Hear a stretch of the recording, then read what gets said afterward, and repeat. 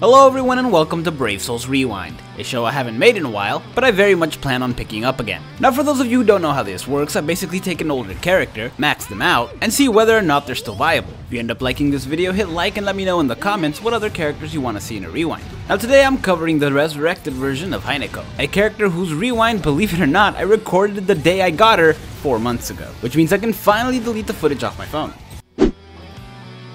Now like in every other rewind, we're starting with the normal attack damage build.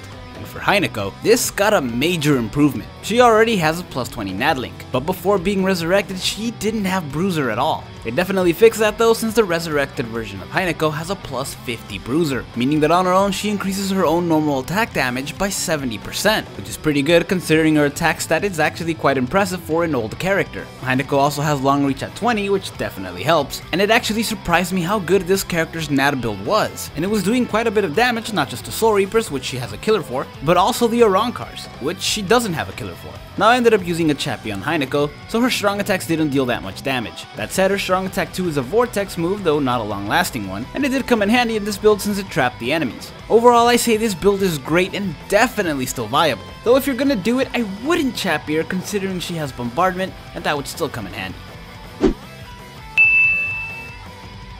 Now next up is the strong attack damage build, and Haineko came out in an era where I really liked the strong attacks because while they weren't full screen, they did have a decent amount of range. It was good times in my opinion, and no character was too broken for their range, except Ukyo. That said, I'm sorry to say that only her strong attack 2 was actually worth anything. It's the only one that I could actually say dealt a decent amount of damage, and it also served the purpose of trapping the enemies so I can use the normal attack, which even in this build is actually better than her strong attacks. That's not to say that her other strong attacks didn't knock out an enemy every now and then, which they did, but it was very rare when it happened, and when it did, it was mostly just the Soul Reapers, which because this is an inheritance zone, I instantly do 60% more damage anyway. Still, the strong attack kills were very inconsistent, and in the end I mostly had to rely on my normal attacks anyway because I'd have to wait for strong attacks to recharge. So yeah, I'm gonna say this build is not viable.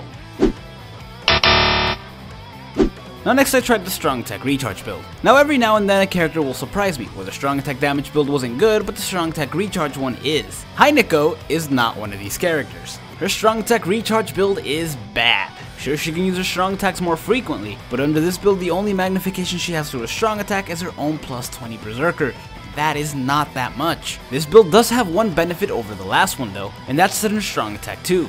Since it comes back faster, you're able to spam it more, meaning you're able to trap enemies before proceeding to hit them with your normal attack. Still, it's not a good build, as you're way better off with a normal attack damage build even if you have to wait longer for your strong attacks to recharge. So yeah, don't do it.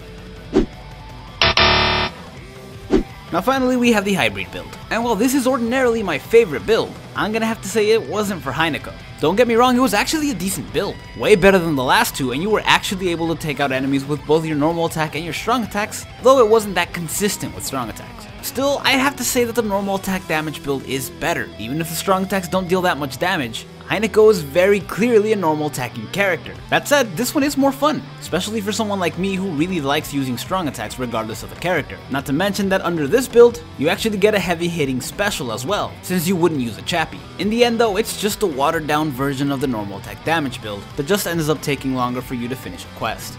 Bleep bloop.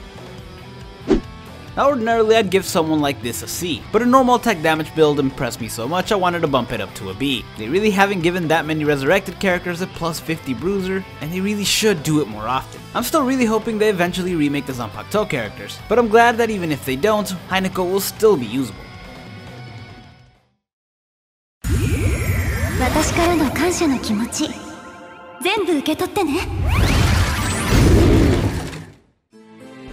Thank you guys so much for watching. If you enjoyed this video, hit like and subscribe to the channel. And if you're new to this series, check out some more of them. I have like 70.